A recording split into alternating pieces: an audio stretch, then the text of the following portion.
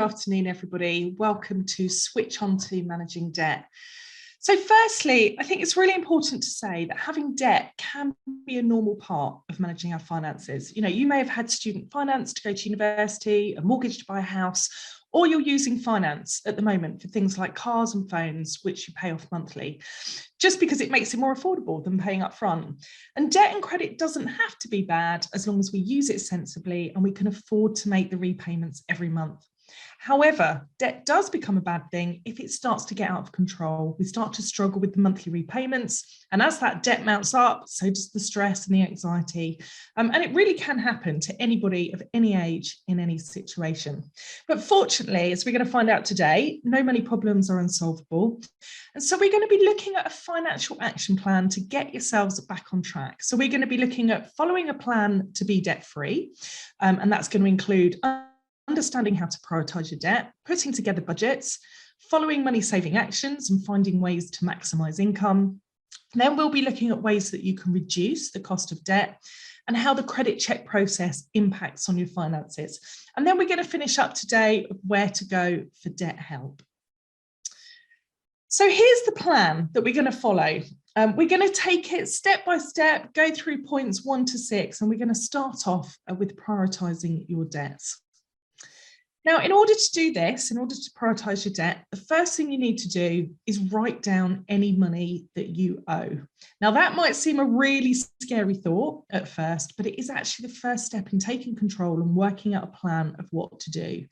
So you could use a list like this that I've put onto the screen and just put it into columns. So what do you owe, the minimum payment that you have to pay each month, what that interest rate is, so that's the annual percentage interest rate, and when you need to pay it by.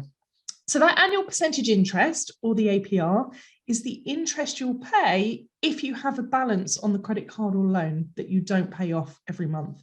And every card and loan has to declare the APR, so it makes it easier for you to work out which debt is costing you more. And quite simply, the higher the APR, the more interest you're paying and the longer it's going to take to pay it off. And you should be able to find a note of what the APR is on any recent statements or the credit agreement that you got when you signed up. So once you've listed all your debts out, then the next stage, looking at that last column, is to work out which debts to prioritise, because you need to sort them into those that are priority and those that are non-priority. So let's look at the difference. Now, priority debts, they don't have to be the largest, they don't have to be the most expensive, but these are the ones that are going to carry the most serious consequence if you don't pay them. So priority debts are going to include things like your mortgage and your rent arrears, gas and electricity debts, and council tax, because you absolutely need a roof over your head for stability and to have the heat and electricity. Now, non-priority debts are those debts where you would face less serious consequences if you didn't pay them on time. But eventually, if you carried on not paying them, you could end up with bailiffs or court actions if they weren't paid. So examples of non-priority debts include overdrafts, loans, money borrowed from friends or family, credit cards, store cards, payday loans, things like that. So look at those list of debts that you've got, define them as priority or non-priority, and then reorder your list. Once you've got them all down, you want to put your priority debts at the top and then follow those with the highest interest rates or the APRs of your non-priority list and work it down, because that's going to help you to work out which debt you should really be concentrating on and paying off first. Then point 2 of the plan to be debt-free is to work out your budget. And that really means getting a handle on what money you've got coming in each month versus what you're spending and where your cash is going. And the idea here, of course, is that we're trying to find a way of getting your income to cover your outgoings, plus free up a little bit extra so that you can start paying off that debt. Now, to help you to get your budget in place, you could use one of the budget planners we've got available on the Better With Money website. If you go onto that, you'll find it under the employee resources section. You can either have it as a PDF version, or if you want to, if you prefer online, we've got the interactive version as well. But as you're going through the budget planner, whether it's paper or online, try and write down everything you spend for a month. Identify where that money is going. Now, I find the easiest way of doing that is I actually physically print off bank statements. That might seem a bit old-fashioned, but if I can see it in black and white in front of me, I go through every line, I cross it off, and then I transfer whatever that payment is onto the budget planner. You know, whether it's essential spend, things like your mortgage, your bills, is it a debt repayment that you're having to make? And you should have a note of that because you've already written out your list. Or is that spending that you've got on your bank statement the fun stuff? Is it the going out, the takeaway, the presents?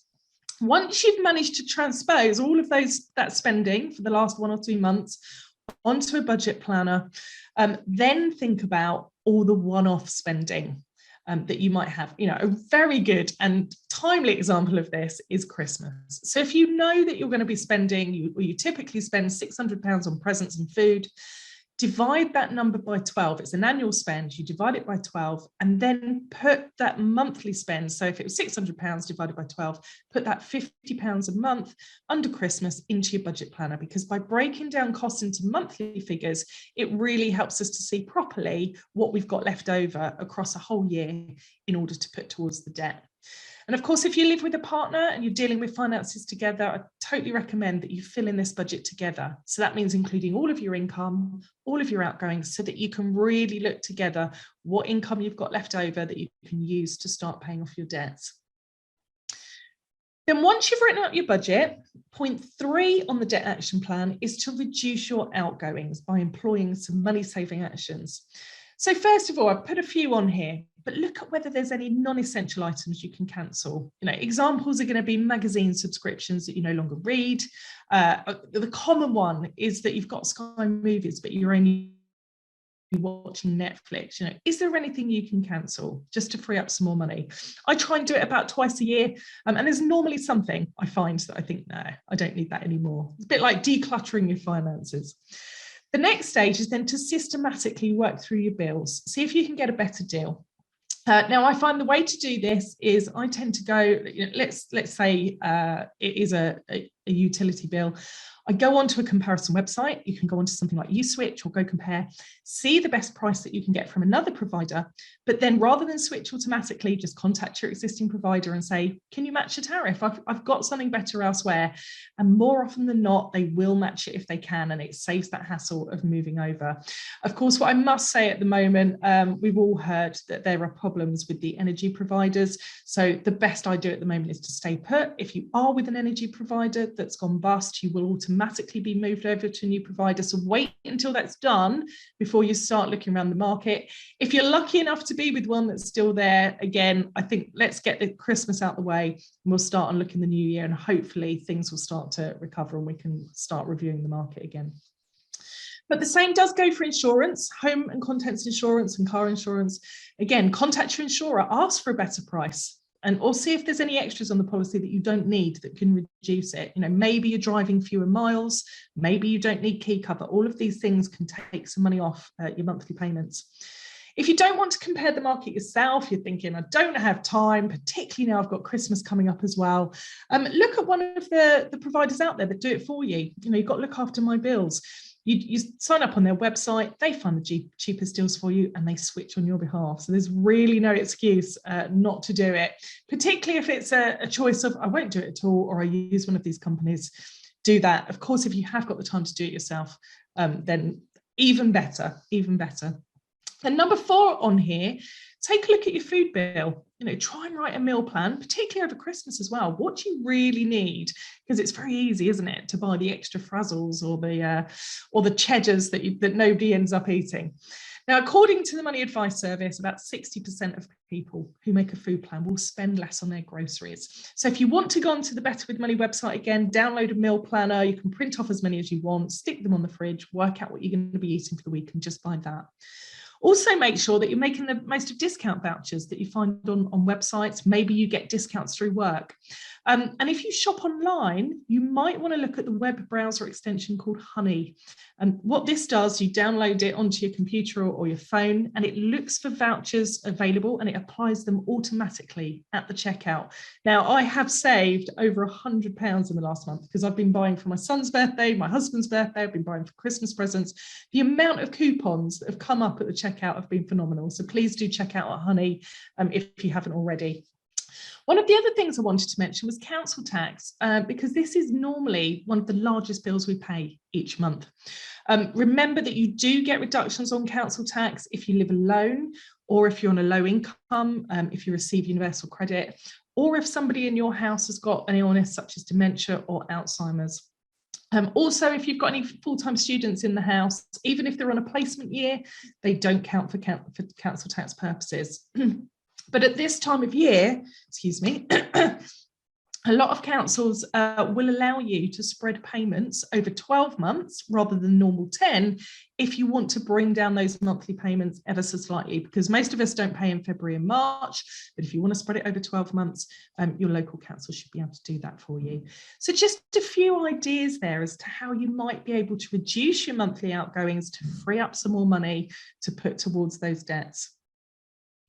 The next part of the financial action plan is to maximise income where possible. And I've just put a few things to look at here. I mean, firstly, just check whether you're entitled to state benefits. There are many, many people in the UK that are not claiming the benefits they're entitled to. And there are a few benefits worth looking at, particularly if you and your family are on a low income. The main one's universal credit, and that is designed to help with living costs if you've got, but you do need to have less than £16,000 in saving. But rather than me go through the whole webinar and all the state benefits that are available, the easiest and quickest way to see which state benefits you might be entitled to is to go to the Entitled To website that I've put here. You fill out the questionnaire, it'll ask you about your personal circumstances, and then it will tell you whether it thinks you're going to be entitled to any state benefits. And if you are, you can then go on to the gov.uk website and fill out the application form. The next thing to look at is to see whether you're eligible for any charitable grants. There's lots of organisations that have set up charitable funds to help you if you're in financial difficulty. And this is money that might make your situation easier to manage and you don't need to pay it back. So you could look on the Turn to Us website. And of course, please do contact the ICE Ben Fund and Support Network as well, because they have grants available for people who are in financial hardship. The next thing is rent a room. The government has a rent a room scheme, and that allows you to rent out furnished accommodation in your home, and you're allowed to earn up to £7,500 a year, and that's tax-free.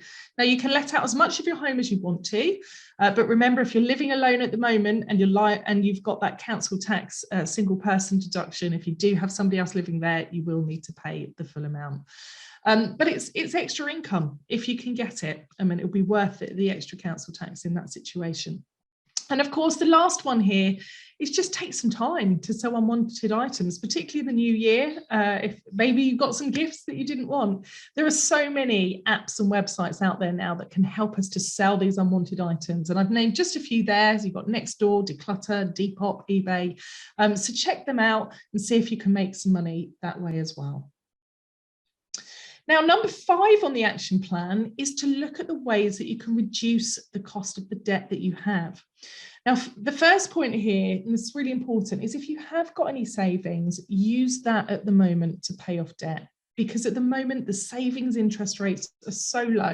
You know, if you've got money in a bank account, the best case scenario is you're getting about 0.5% interest on that. So it's better to use that to pay off any of the high interest debt that you've got, because it's almost guaranteed that the interest you're paying on the debt is going to be far more than what you're getting on the savings.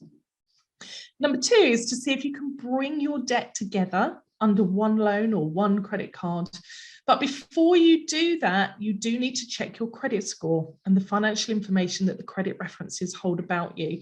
Because if you are going to apply for new credit, you do need to make sure that you've got a good credit score and that your ability to get new credit is not being hampered because you've got incorrect data on your credit files. Now, I found the easiest way to see the financial information held about me is actually to sign up to one of the free credit score apps. And there's lots out there, but the most common ones are Experian or Credit Karma. You just download the app, you register for free, and then it will tell you what your credit score is. And if you start looking behind, you can see all of your financial history and the accounts that you hold, as well as the personal information that's held about you. Then once you know that credit score, it's going to be a lot easier to see what options are available to you to consolidate your debt and to bring down the interest payments for a lower monthly payment. Now, for those people with a good to high credit score and a total debt of under £5,000, you might want to see if you can get a 0% credit card. And that's where you get a 0% credit card and you transfer your existing debts onto that card and you pay no interest for a set period of time. Now, the better your credit score, the more likely you are to get one of these cards and the longer that interest-free period is likely to be. And when used correctly, this can be the cheapest borrowing possible. But the golden rules of doing balance transfers is that you must never miss a monthly payment. The idea, of course, is that you're trying to pay off that balance that you've transferred before that 0% period has finished so that you don't pay any interest on it. And don't withdraw cash on the card because normally you won't get that at the cheap rate. So as I say, if it's used correctly, using a balance transfer card can save hundreds of pounds in interest payments, and it gives you that time to pay off the debt and get it under control.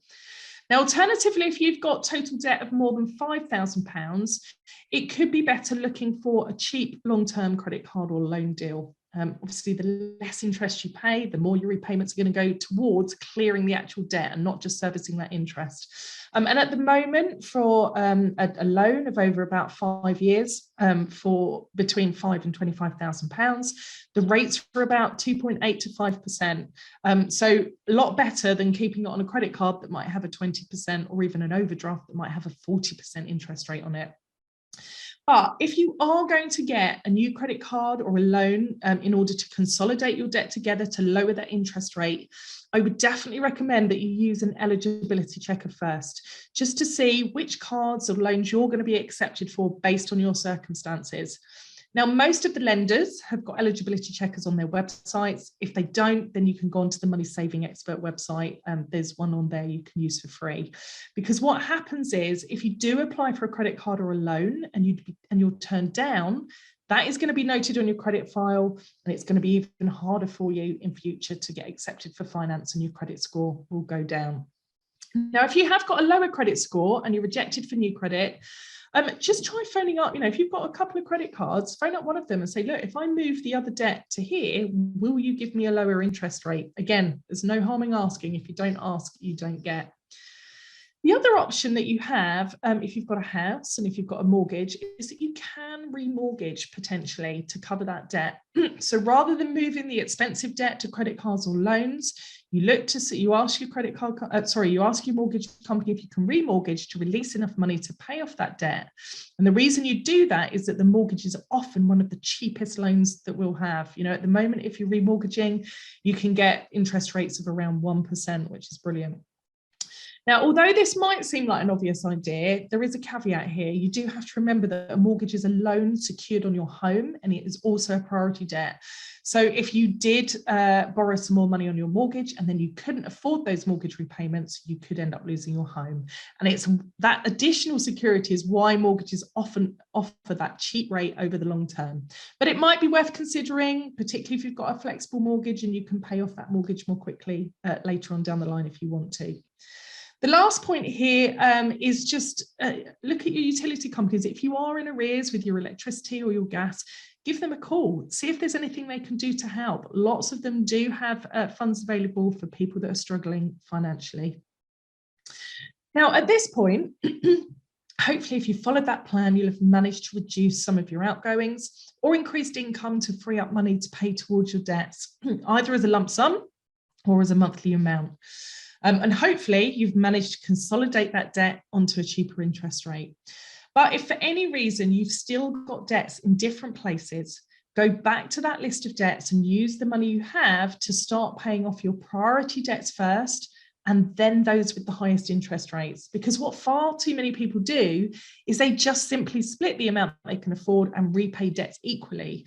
But that can be a really bad tactic, because if you've got an overdraft that you're paying 40% on, a credit card that you're paying 20% on, and a loan that you're paying 5% on, you want to be paying off that overdraft first, that one with the highest interest rate. So pay as much as you can each month towards the priority and the most expensive debts. And then when these are repaid, shift focus to the next one down, but do make sure that all the way along you are paying the minimum payment on all of your debts to avoid you defaulting and falling behind. However, what I wanted to do here very quickly is just show you the effect of paying more than the minimum payment if you can afford to do so. So looking at example here, I've used the debt calculator that's on our website, and you're very welcome to use it as well. It's under the employee resources section. Now, what this shows you is I've got a credit card, it's got a £2,000 balance, and it's got an interest rate of 20%. And that's shown on the right-hand side there. And that credit card has said that I need to pay a minimum payment of £40 a month. If I do that, it's going to take me 8 years to pay it off.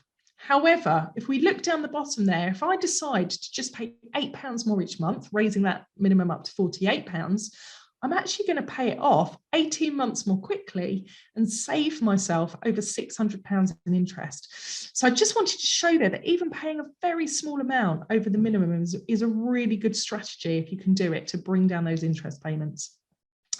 It's also a good idea to set up direct debits to pay at least the minimum payments, because this just helps you to simplify your finances, and it makes sure that you don't forget to pay that bill, because missing payments can have a really detrimental effect on your credit score, and that can negatively impact your ability to get credit in future and even a mortgage. So we've been through then most of the high level actions now that you should start to take to tackle your debt. But of course, one of the most,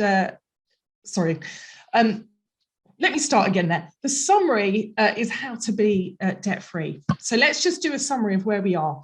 You want to write down your debts, you want to prioritize your debts, work out what your budget is, and then see if you can reduce your costs and maximize your income. And along the way, see if you can consolidate your debt using low interest credit cards or loans. Because all we're trying to do here is just free up more money every month so that you can pay off that debt as quickly as possible. Now, sometimes I just want to finish on this. You know, I've given a financial action plan, but sometimes financial situations can feel too bad, and you're thinking, I don't think I can work this out myself. You know, it might be that your debt's starting to mount up, you can't make those minimum payments. It might be that you're getting threatening letters through the door. Maybe, your home is being threatened with repossession. Or it could be that your credit score is low. You know, you've gone onto a credit score app and actually you don't feel that you've got any options available to you to bring down the cost of that debt. Now, if you are in any of these situations, or you just don't know where to start, or you don't feel mentally strong enough to get to grips with your debt, what I would say is please reach out and ask for some help. There's lots of places out there. Now, of course, the first place you can turn to is either the ICE BEM Fund or Support Network, depending on which one you're a member of. The ICE BEM Fund has a 24-hour support line for you or your family in case they want to talk, and they give you free, practical and tailor-made advice on how to manage your debt and finances. You've also got Support Network, and they work very closely with PayPlan, who offer you and your family confidential debt and budgeting advice and solutions. They're really, you know, both BEM funds, they offer fantastic support in situations like this, really to help you with your overall well-being. So please do get in touch with them. No matter how big or small you think your problem is, they'll be able to point you in the right direction. Now, if for any reason you feel like you don't want to approach the funds directly, then I would recommend instead that you contact one of the non-profit debt counselling organisations. There's a few here. There's PayPlan that I mentioned in connection with Support Network. There's also Step Change, National Debt Line as well. They've all got qualified debt advisors whose job is to help you. They're not there to make money out of you, and they provide their services for free. And believe me, you know, nothing will surprise them. They have thousands and thousands of people contact them every day in all kinds of different situations. You know, just because you might be older and earn more money doesn't mean you don't get in debt. Everybody does at one point in their life. So we've covered a lot of information today about how you can tackle your finances. So I've brought it together in one slide here for you to refer back to, so that you don't need to go back over all the slides if you want to. You can just go through and tick off. But as I say, the most important message today is ask for help if you need it, because 80% of people who go for debt advice feel happier after doing so and more able to cope. But that's all from me, Sarah. Have we had any questions in? Thank you very much. Lots of really useful information there. First question, will my debt ever get so old that I don't have to pay it? Yeah, that's an interesting question. And you might have asked this because if you default on a debt, i.e. you don't pay the minimum payment or you don't pay back a loan, that will go onto your credit file. But that will drop off your credit file 6 years after the default date. So that was the date at which you were told to make a payment. But even if it falls off your credit file, these debts still exist and you are still expected to pay them. Now, the only way that you may not have to pay a debt is if the lender or the debt collector can't produce the correct Consumer Credit Act documentation that would have accompanied that loan or credit card when it was given to you. And in that case, then they've got no grounds for taking you to court to reclaim that debt. But this really only happened with very, very old debts, normally sort of around the turn of the century, around 2000. So if you have got a debt, even if it's old, if that paperwork's in place, then you are going to need to keep paying it until that debt is finally paid off. Of course, you could try and offer a payment in full and final settlement. And if you really don't think you've got a chance of paying it off, you could go to a debt advisor and see if they've got a consolidation option for you. But I think the quick answer, Sarah, is generally debt doesn't get so old that you don't have to pay it. You always have to. That's great. Thank you. Next question. Doesn't checking your credit score affect your credit score? Yeah, interesting question. So if you personally check your credit score, it has no impact at all. You can check your credit score as many times as you want to via those apps and it won't have any impact.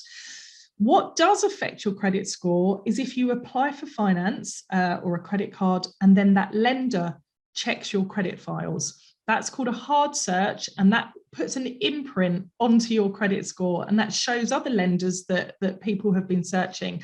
And what that does, if you have too many lenders doing a credit check on you in a short space of time, that suggests that you're becoming too dependent on credit, and that can push down your credit score. But no, you personally checking it is absolutely fine.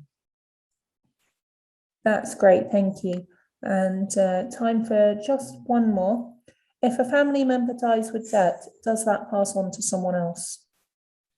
Yeah, that's a great question, because I mean, even as a child, I think I was told by my mum that if somebody dies, their debts die with them. And that absolutely isn't the case. If somebody dies, their debt does continue.